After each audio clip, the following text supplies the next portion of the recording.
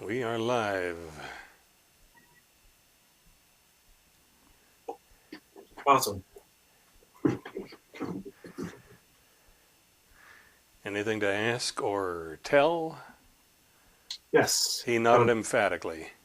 Yes, I did. Um, let's see. So the first question I have is this. Hmm. Um, is it bad to work lying down? And what I mean is all day I had this pillow. Hmm. I'm sort of laying in bed Hmm. with like a pillow here next to the wall and I'm just typing away. Mm-hmm. How bad is this? Well, if your laptop overheats and you catch fire, that's not so great. Well, I have a pad that I put I put this on this like heating Yeah, EMF yeah. type of. The only thing I can say about it is if you have to hold your head up for prolonged periods, you're teaching yourself to hold the front of your upper chest and neck tight. Mm-hmm. I said upper chest. Actually, it goes all the way down to the pubic bone through the abdominis rectus. So you just notice if that's happening, you counteract it with some gentle spine waves part 2. Ah, okay, cool. But it seems like you're saying that's like mostly negative, though. Well, but consider the alternative. The archaic practice of reading books, which are flat on the table and you have to lean forward and bow your head down to read them. True. And then there's the portable electronic device, in which you pretty much have to do the same thing, unless you hold it up all the time, in which case you're tightening up your arms in a peculiar way. There's no proper way to do anything. No, well, not that kind of stuff anyway. It's like there's downside to all of that. Mm-hmm. And you can get away with it if you clean up after. Okay. All right. So the next question are the hamstring stretches. now, my first my first question. I know, like sometimes you say they are stretches, sometimes you say they aren't. No, I never say they are. Not what I teach. What I teach is never stretches. But isn't it like okay? I got it. Got it. Totally makes sense. A quick shuffle and two-step, and he was back in the clear again. I'm just gonna like keep. I'm just never gonna get it. I'm just gonna be like, aren't these stretches? Um. So I guess one thing I noticed that the hamstring stretch is probably the hardest exercise of them all, especially like to sort of like keep my leg fully straight because Oh, but that's not the instruction. The instruction is to keep your knees minimally bent. I can't even do that though. Well, but that's easier than keeping the knees locked. So that's like so what you had told me before Mm. months ago is there's knees locked, which is basically like rigid, but then there's like slight relaxation, and that's where you want to be. That's it. And the slight relaxation is actually the straight leg. When your knees are locked, they're hyperextended. They're bowed kneecap inward, backward.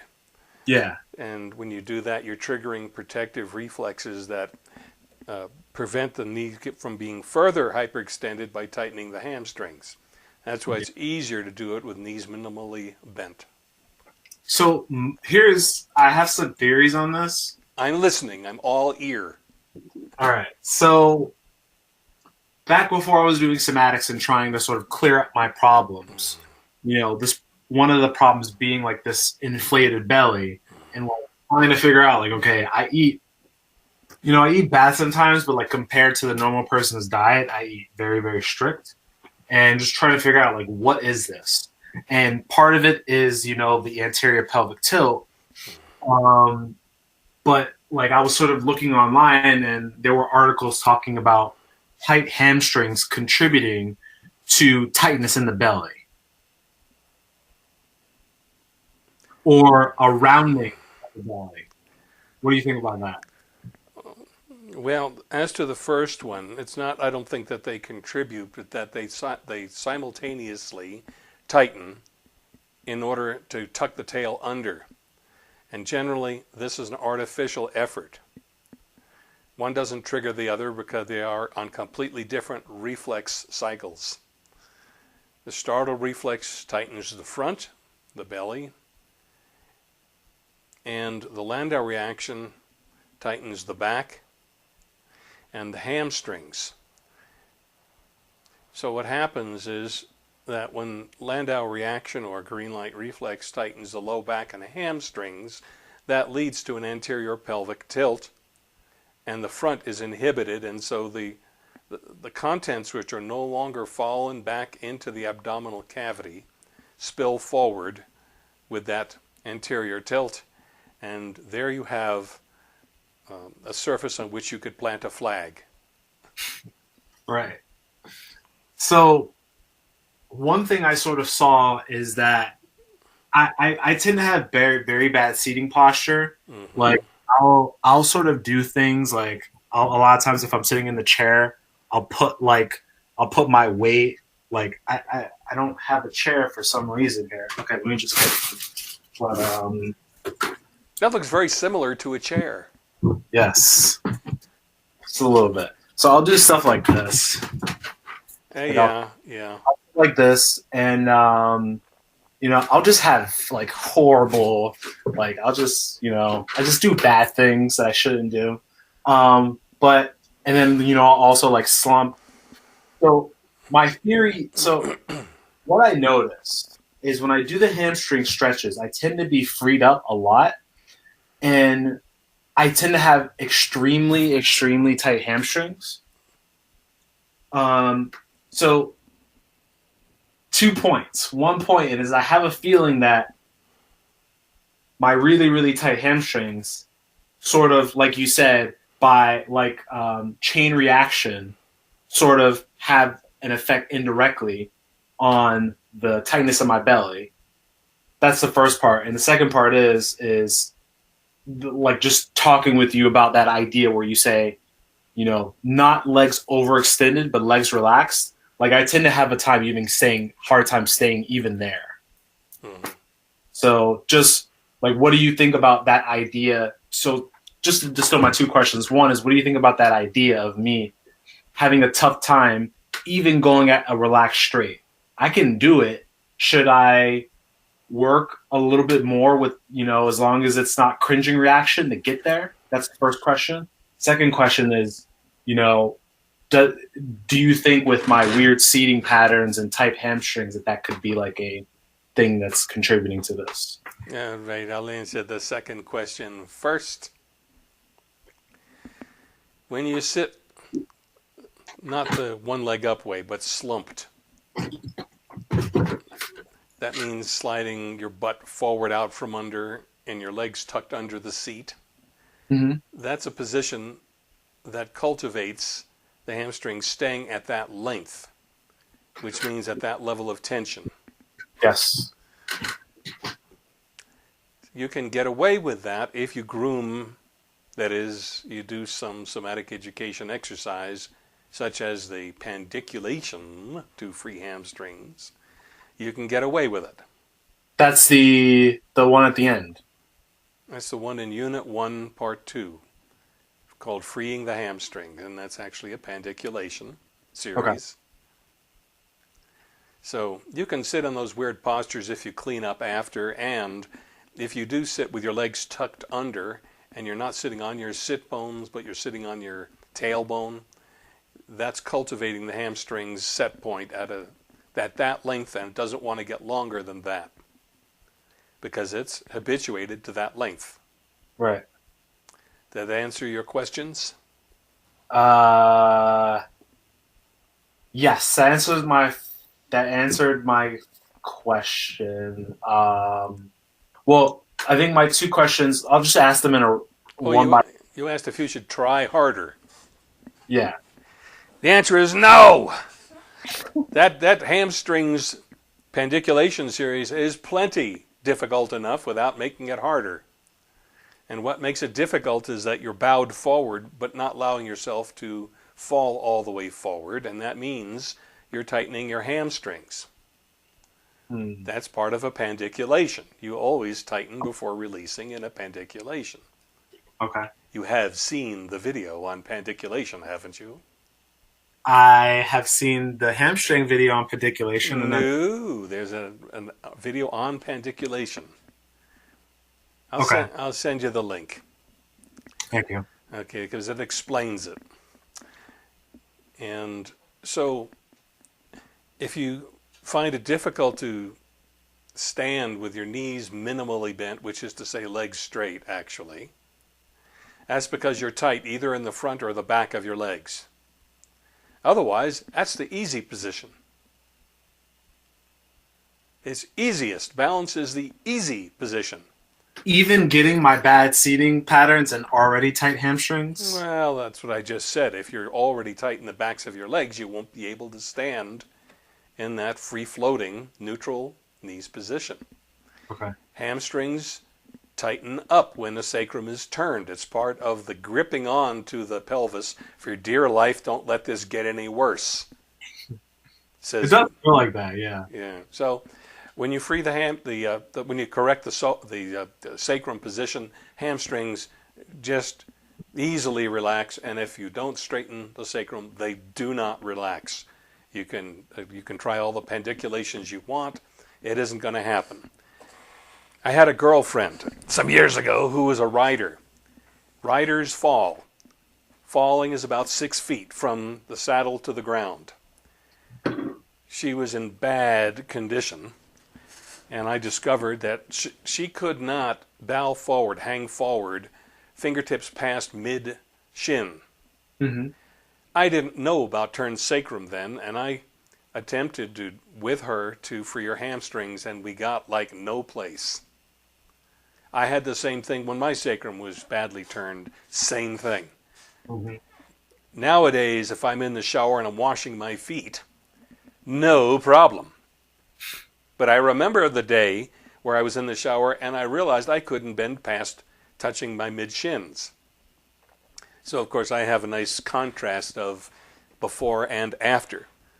So, back to the direct answer, straighten your sacrum, do the hamstring pandiculation, and all that will lengthen out. Your legs will feel much more relaxed. Your dancing will have more groove. You do like a groove, don't you? I do. I thought so. So what I'm sort of amassing this to is because the difficult thing for me is to figure out how much effort I should be doing. It's just like enough that you're not in discomfort, but like a lot of times I'm exerting effort, but I'm not in discomfort. Excuse me. But that's all right. As long as you're not cringing, you can use whatever effort you want. But you say cringing, like what does that mean? Is that like I'm crunching my face like that? It means you're tightening up because of the pain or from fear of pain. Ah, okay. That's the ordinary sense of the word cringe. So like right here, I'm all right, like here. Yeah, that's it. That's what I'm saying about mid-shin. So that just means that that looks like the effect of a turned sacrum, plus hamstrings that have been habituated to be that tight. And right. You cannot force it, and you should never attempt to stretch by bouncing. That actually causes the opposite effect. It causes you to get tighter. So in the videos, don't you like go up and down? No bouncing. It's not at all bouncing. It's a controlled sliding of the hands up and down. Okay. Never a bounce. And the whole idea behind that action is that you're using both your hamstrings to pull the back of your pelvis down, which lifts your trunk, pivoting at the hip joints. And you're using abdominal muscles to pull your pubic bone up. Okay, so that's again turning your pelvis the same direction to bring you somewhat more upright. And so it's a series of pandiculations with no sense of stretch. So, go ahead. The reason there's no sense of stretch is because there's no stretch. So, so what I'm grokking from this is Thank God he's grokking. What a relief. Yep. Go ahead. What I'm grokking is I wasn't doing this right. I should go over this with you and describe what I'm feeling and have it match what you think should be what I feel. Sounds like a plan. Okay. All right. So next one. I almost don't. So if I get to a particular section and I'm like, okay, this feels really good. So like the things that there's certain things that feel really good to me, like and feel like they're making an effect. One of them is that thing in section A where like one foot is pressed into the one knee is pressed into the floor, and the other knee is reaching, and then you lift that leg, and then you have a slowly switch. Yeah, right. To the other side. I sort of like feel things like rearranging. I'm like, okay, feels like it's working. Yeah. Is it? I noticed that I feel a similar way in section B, where I'm like, okay, I have really tight hips. Like I'm having to cultivate a balance here. Should I be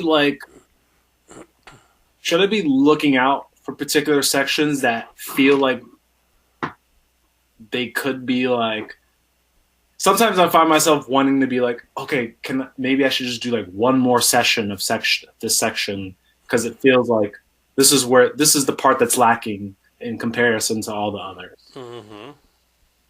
Should I just ignore that? Well, I'll answer your first question first. And that is, you should be looking out for all of the sections. And as to the second one, if you feel like doing another repetition, that's one thing. If you're doing another day, what you have to monitor is whether the result you got lasts or whether it gets backslid because the rest of you hasn't changed as much. It's always going to be uneven because whatever you're doing right now is the one that will be more than the others. But if you do more than that, then your movement system is adapted to a kind of pattern of movement and tension. And if you get one part too far ahead of the others, all the others argue it back into conformity, more or less, if you get the metaphor. Yep. Okay. So you can always experiment. I put in the number of days that I saw befit the potency of the action patterns. That's why Unit 2D, reciprocity and the wheels of synchrony, has 1 day because it produced so much change in one repetition. It seemed commensurate with everything else. And in the long run, that's worked out. Right. But people are different from each other, and the idiosyncrasies of the position of the sacrum from person to person produce idiosyncrasies in their tension patterns. And so what I look for is just a commensurate, that is a proportional amount of change each time you pass through the full A through F. Mm-hmm. As to how much effort to use back in that hamstrings pandiculation, gravity determines that. Your weight and gravity determine how much effort's involved. If you added effort, you'd either be pulling yourself forward harder and faster or straightening yourself upward harder and faster. And we don't go for harder and faster, we go for slower and smoother. But isn't there a part of the exercise where you're like, so just to capture this, like you have us like touch on like something. Yeah, rub in front and the sides. Yeah. So yeah, that's right. So I struggle to know, like, it would be one thing if it was like keep your legs straight, but just like go to your comfort. So that would probably be like here for me. Like this is where can you see? This is like where Now, in order to like reach my hip bones, I sort of have to like I can, let's see. So I'll relax a little bit more. So this is me relaxing, but like rounding my back a little I bit. think I see where you're headed. And the answer is in the exhortation, never to force. Sure. But like so like if I'm doing this, so like all right, maybe what I can do is I was actually going to ask if we could go over section C, but because I'm asking questions, I should just go over this with you and figure out a way to modify this for myself until I get the flexibility. Mm-hmm. Okay. Okay, so I have two more questions before that. Well, did you get my drift on the hamstrings question just now? Yeah. Don't force yourself. It's not it's a pandiculation. It's not a stretch. Mm-hmm. I didn't quite grasp. I know you said the point is to use the hamstrings to balance your sacrum. I didn't get the technical part of it, but mostly what you said made sense. What I said was the hamstrings pull the sit bones down from the back. They're behind the hip joints, so they're behind the midline. And when it pulls, the sit bones are under the creases of your buttocks. Okay. Okay, that's where they attach. If you were to examine by touch the length of your hamstrings, you'd see they terminate at the sit bones. Okay. And when they pull down, that lifts the front of the pelvis, which helps the rectus abdominis to lift the front of the pelvis. If you just do the action as given, you get the result. It's called exhale as you round your back, and that act of rounding your back involves the hamstrings. So you're automatically doing that pair of actions. The fine point is to make the efforts of each, belly and hamstrings, equal. Much better result. But I figured that if people follow the instructions, they'll be pairing up those muscles, and there's enough complexity in this action pattern without adding just one more. Oh, yeah. I've apparently did the complexity on my own. Yeah, I'm just gonna. I somewhat get what you're saying, but I'm gonna need like a explain like I'm five explanation in a bit. Okay. Okay. What is that beeping, by the way? Sorry, it's iMessage. Well, I would don't you know. turn them off, because it rings in my ears and it interrupts our process. Okay, let's see.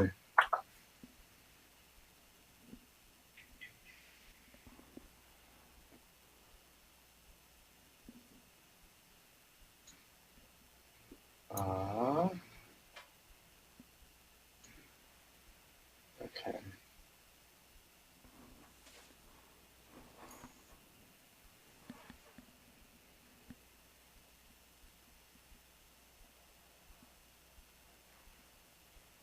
Okay, sorry. That should be All off. right. Okay. All right, so two questions. One is tongue mudra. Mm-hmm.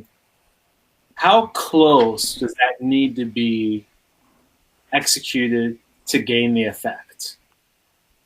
So it's hard for me to sometimes sort of. I know at some point you said for me to approximate it because I have wisdom teeth out. Sometimes I feel like the balance left or right isn't the same because maybe my posture, I don't know. Sometimes it's hard for me to figure out like, is the tip of my tongue supposed to touch the back of my teeth? Should it be just before? Should I be trying to curve the tip of my tongue up versus touch it before my teeth? I don't know how complex I need to think about the tongue mudra. There are about 3 questions in there.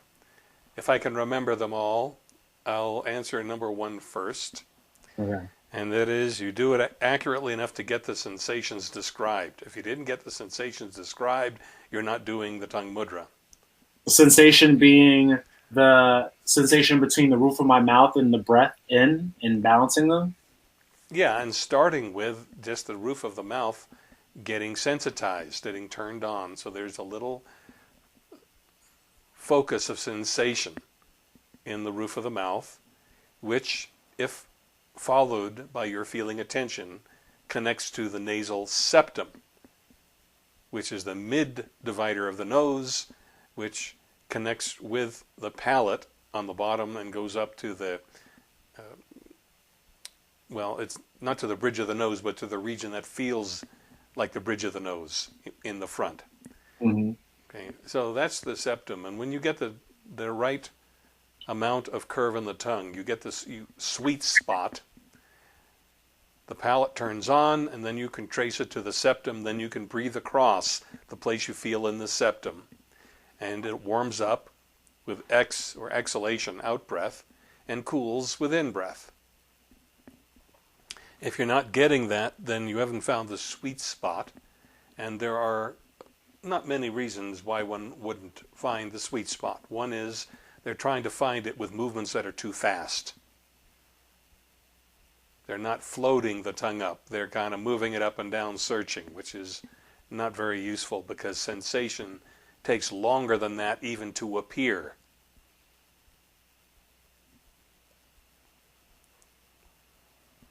Okay. I think I feel it. I feel that sometimes. It's Okay. just, Well, if you feel it sometimes, then you've got it. You just practice it until you can feel it at will. Okay. The other, so I said you could go too fast. You might need to curve your tongue more. You need to bring the tongue down further until you find it. I don't know if there's any other reasons short of massive dental surgery or something where the dentists have wrecked the relation between the palate and the maxillae, which are the neighboring bones that contain the upper teeth, and that happens. So if you can find the sweet spot once, you can get it until you can get it every time. It's not difficult, it's just knowing what you're doing. Go slowly, bring the tongue into enough of a cup and bring it down enough. If you go too far, this is the other one. I said not enough. The other one is if you go too far, you miss the sweet spot. So you've got to float the tongue up and float it down until you feel the thing turn on. That's generally about where it will be every time. There might be subtle variations from occasion to occasion, but if you're doing the locating this way, you'll find it every time. when you say float the tongue up and down, you sort of mean like across the roof of my mouth, like bringing it back and forward? Well, forward and back is one direction. Up and down is closer to the roof and further from the roof of the mouth.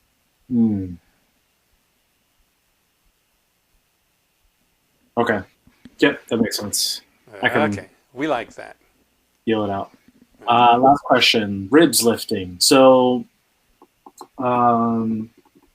one sticking point is in Unit 1, Section 1, first gentle spine waves. So I think I asked you about this online, and let's see if I can figure out how to demonstrate here. But you say this point where you say lift your ribs, and you like lift your lower ribs. That's it. But like that could mean a lot of different things. Like, and I feel like sometimes what I try to do is I try to like almost like, you see what I'm doing with my ribs, where top of my ribs are like poking out. Like sometimes I'll do that in order to lift my lower ribs, but I feel like it's not necessary. Like there's either this or there's like here, but the lower ribs stay in the same position. So like how much am I like sucking in? Is there like a sucking in feeling on the rib cage? No, not at all. And the instruction is to lift the lower ribs. Right, but how do I do that? Well, just to be sure we're using language correctly, when you're lying on your back, lift means away from earth. Yes. Okay. The way you do it is by tightening your back muscles. You started tightening at the low back by turning your tailbone down. Lifting the lower ribs brings the curve more towards your head. Same thing, back muscles tightening. So there's no tightening or puffing or anything associated with the chest. It's all lower back. Yeah, that's right.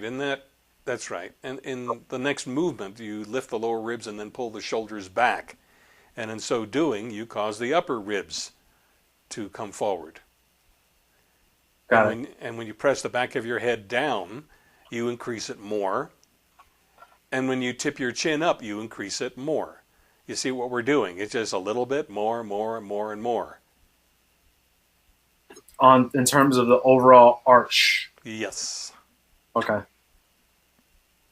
I think that makes sense. That's all the questions I have for you. All right. Would you have time to go over hamstring?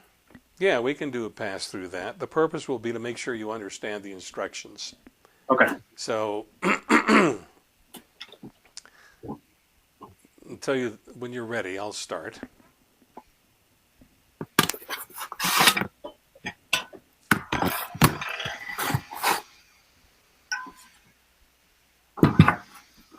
Let's see. No, I should set it up here. Let's see.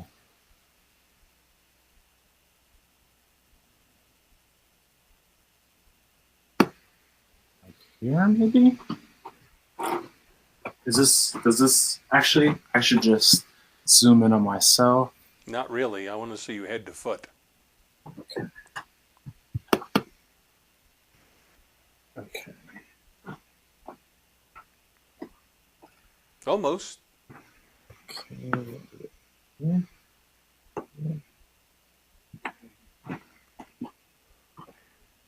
Okay. Well, you're just about move. You have enough. You have barely enough. Yeah, I guess you better stay there because you're going to bump the radiator probably if we. All right. So the purpose of the first moves is to teach you how to relax your legs as much as you can. The instruction is you swing the arms forward and back with soft feet. Swing back and forth with soft. So you fling the arms and you don't mechanically move them. You throw them forward, and when they fall, you throw them backward. And when they fall, you throw them forward. I get that. So I thought it was you throw them forward and you just let them flop. Well, yeah, right. Okay. But they got to go backward a little bit before they can get enough momentum. Oh, okay. I see what you're saying. Yeah, and then you just let it go. Keep letting your feet stay relaxed, and that will put you in a balanced position. If your feet are tight, you would end up swaying forward because your feet would be propping you up.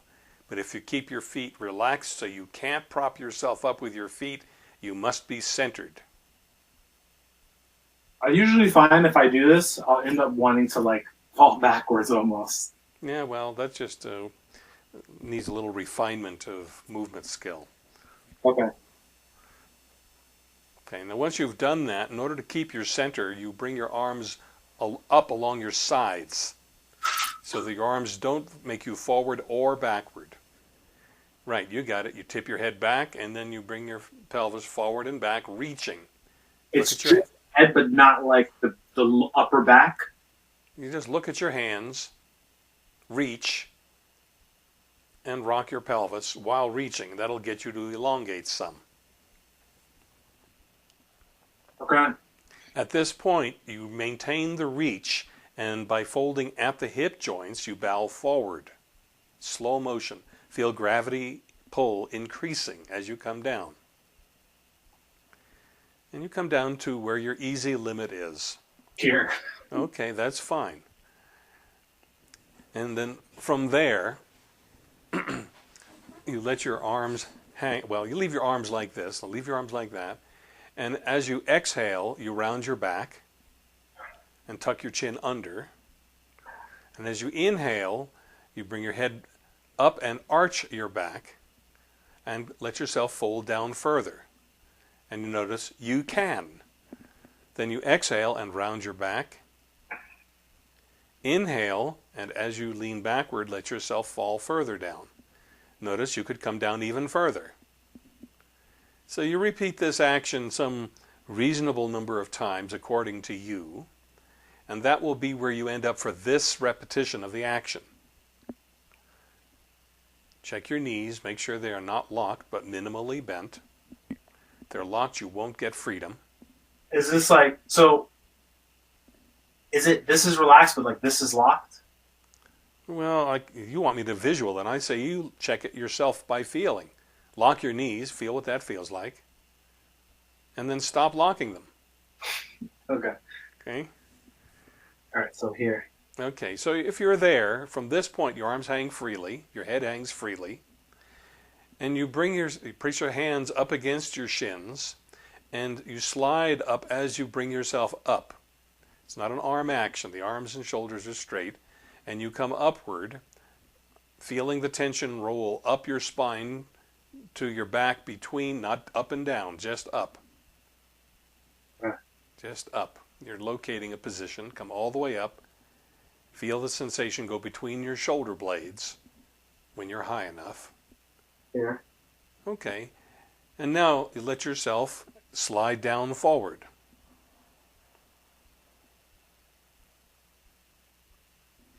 Now you notice that you're further even already from what you first showed me a while ago. Right. And so by exhaling, you bring yourself up with elbows straight. You rub the fronts of your shins. Knees are always partially or minimally bent. The feet are soft so that you stay at balance. If you're not balanced, you will tighten yourself up. So you come up and down about 5 times. So you're already further from the last time. And just keep on up and down. Exhale up, inhale down. Now you exhale down and inhale up.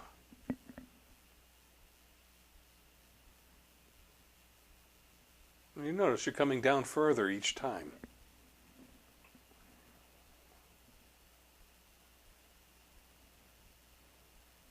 So that was 3. Do 2 more.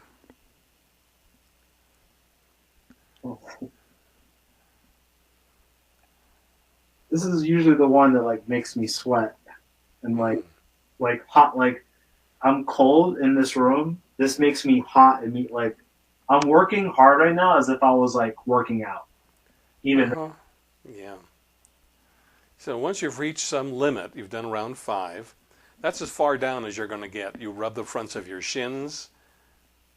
Unlock elbows. Yeah, that's right. You can unlock your elbows for this. You rub the fronts up and down generously over the kneecaps. Just forward and down, up and down. Not round and round, just up and down. All the way down, all the way up. That's it. Now you rub the outsides the same way.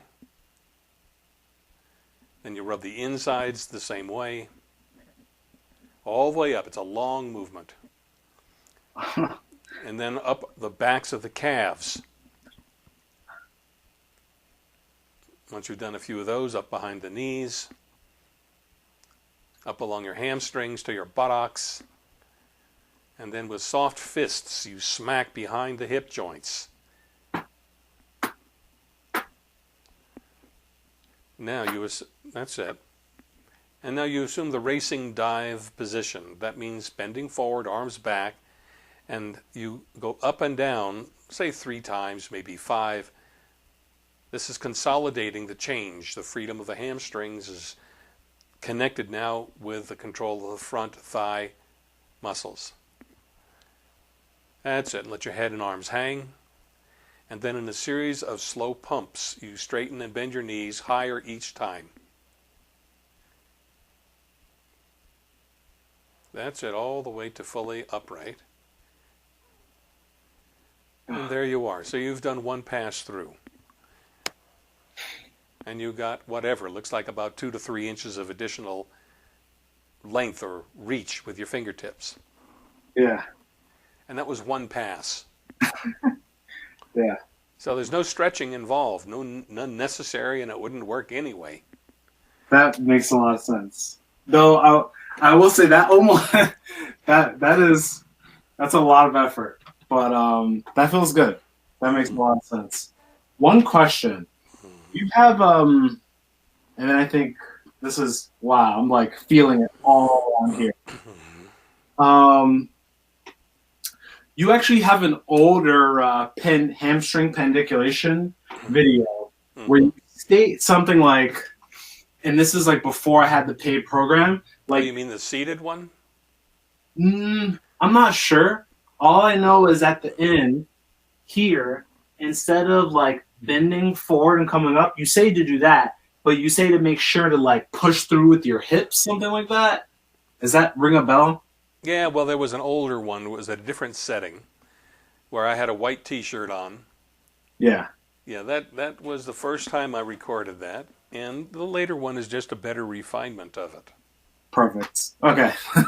Because sometimes I'm like, should I be doing that hip thing? Is this just a detail that was like, yeah, Well, my usual answer is test it.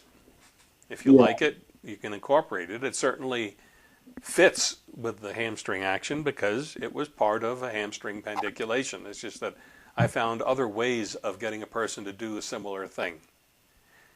totally. If you tighten the belly and the hamstrings, it brings the buttocks forward. So instead of just trying to tighten your buttocks, I changed the emphasis to a place that was more central for our purpose. But if the other one hadn't worked, I wouldn't have recorded it. Right. Okay. Yeah, that makes sense. All right. I think that is a lot of information for me to take in for today. Lucky for you, there's a recording. Yeah, I'm going to need to go back to that. All right. And I'll be able to mark the hamstrings walkthrough. Yeah, It's about 30 minutes in. that's the one I'm going to go to immediately because I feel like I particularly need that.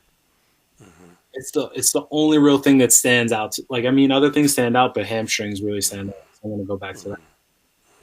But all right, that is all I have. One question: would you think you would have availability 3:30 again on Friday? Is this like a good time for you? It's a doable time until the weather heats up. Perfect. So I will So I'll take. put you for 3:30. Wait. Well, can I just send? I'll send an email with that. Oh, okay, you'll confirm it then. I'm not going to. I'm Okay. going to put a T next to it for tentative. Yeah. All right. All right. Awesome. Well, thank you so much for the help. All right. See you soon. Bye. Later.